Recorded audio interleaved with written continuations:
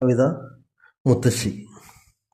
വടിയും കുത്തി കൂനി നടക്കും നമ്മുടെ സ്വന്തം മുത്തശ്ശി, പാട്ടുകൾ പാടണ മുത്തശ്ശി, കഥകൾ പറയും മുത്തശ്ശി, നാലും കൂട്ടി മുറുക്കി നടക്കും നാടിൻ സ്വന്തം മുത്തശ്ശി, പല്ലില്ലാത്തൊരു മോണകൾ കാട്ടി പൂന്തേൻ പോലെ ചിരിച്ചിടും,